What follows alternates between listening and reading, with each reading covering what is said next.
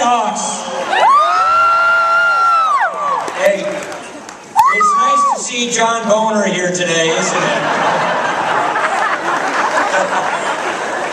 It's a true story. When I was putting up yard signs as a young guy in college, I had no idea how to pronounce his name.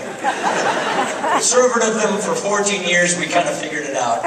John Boehner is a good man. He's a small businessman who came to Congress to fight for jobs, and that's exactly what he's doing. And by electing Scott Tipton and Cory Gardner for another term, they're going to do that. They're going to send these great heroes back to Washington so we can get people back to work.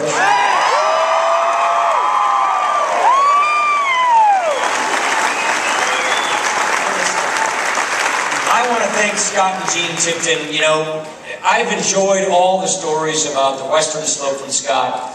Cory's way out there in the east. My family, we've been coming out here in Colorado every year for almost every year of my life. We'd get in the station wagon and drive across the plains, across Nebraska, coming in on I-70, waiting for those blue, purple mountains to emerge. I gotta tell you, I've spent great formative times and years out here. Climbing in the backcountry, skiing. I've never skied in Purgatory, and I haven't climbed in the San Juans yet, so I need to come back, because you've got a great formative.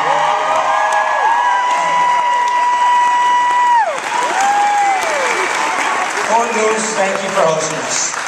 Now, friends, this is not an ordinary election. I mean, look at that debt clock right there. That's going up $2 million a minute, our national debt. You see, I see some of you have your children here. It's not just that this debt harms our economy today, because every deficit today is nothing more than tomorrow's tax increase. It's that we know, without a shadow of a doubt, that we are consigning these young Americans to a diminished future, to a lower standard of living. We can't do that. We have a moral obligation to save the American dream for our children and our grandchildren.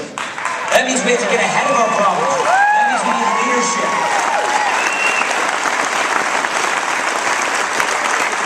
It means we can't afford 4 more years like the last 4 years. We need to fix our problems. So here is where we are essentially. If you remember 4 years ago, when President Obama, when Barack Obama was running for president, it all sounded so good. Hope and change. It's now become attack and blame. He said 4 years ago, if you don't have any fresh ideas, then you use stale tactics to scare voters. If you don't have a record to run on, then you paint your opponent as someone people should run from. You make a big election about small things. You know, that's exactly what Barack Obama said 4 years ago, and unfortunately, that's exactly what he has become in this election.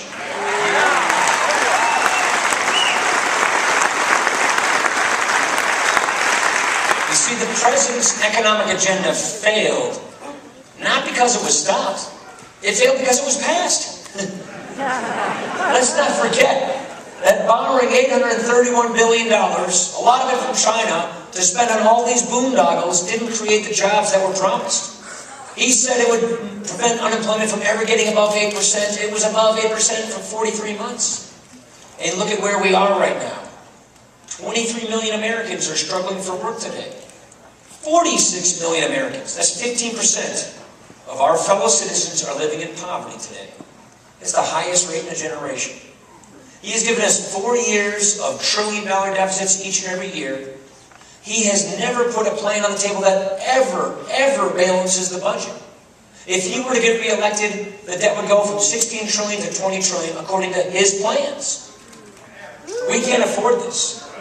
We need to go in a different direction. And that's the good news. The good news is, even though the president has not even articulated what he would do in a second term, we know where we are headed. And we know we can get off that path and get on the right track by electing Mitt Romney, the next president of the United States.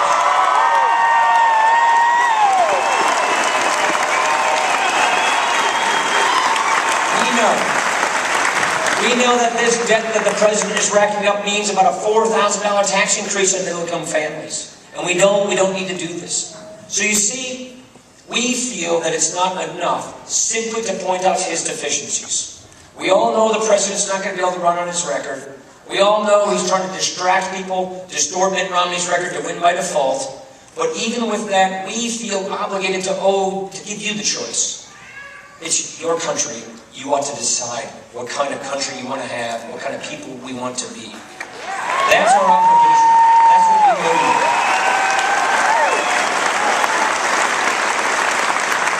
This is why Mitt Romney and I are putting specific ideas on the table. Specific solutions rooted and grounded in those timeless founding principles. Look, whether you come from Colorado or Wisconsin or Ohio, the principles that built this country are all the same. We believe in freedom, we believe in liberty, we believe in free enterprise, we believe in self-determination, we believe that the government works for us, the people, and not the other way around. Those are the principles that built this country.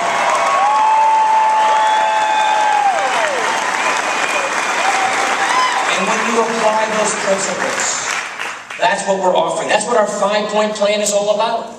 It's about getting good jobs in this country. It's about getting our economy to hit its potential to grow the economy at about 4% instead of where it is. It is limping along right now, slower than it was last year. Last year was slower than the year before. We're not even creating enough jobs to keep in pace with our population growth. Our 5-point plan is real easy. Let's use the energy we have in America to put Americans back to work. Let's use it. All of the above, that creates jobs here, it lowers prices, it helps manufacturers. We have a lot of people in between jobs. In my hometown, we had a big factory that is gone, left in 2009. A lot of my buddies in high school, they came out of high school, they got a great job at the plant, just like their folks did, thinking they could keep it for the rest of their lives and have a good life. That plant is gone, those jobs are gone, and now they're in between. We need to come up with a system of job training to help these people get the skills they need so they can get back into a path of prosperity, to get the job they want in the 21st century. This is critical, to get training for our workers who are displaced and to make sure that every kid, no matter what their income level is, can get out of failing schools and into good schools and to get back on the path of prosperity, get out of poverty.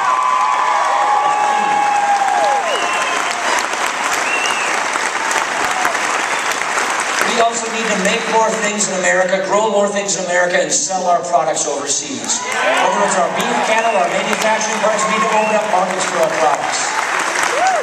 And we need to get on this debt. This is getting out of control. It's ridiculous. If you want to look at how this movie ends, turn on the TV and look at Europe. There is an example of politicians making all these empty promises to voters simply to get reelected. And then when the debt crisis hits, then when the bond markets turn on you, those empty promises become broken promises. That's what's happening in Europe. That's what will happen to us if we don't get ahead of this problem.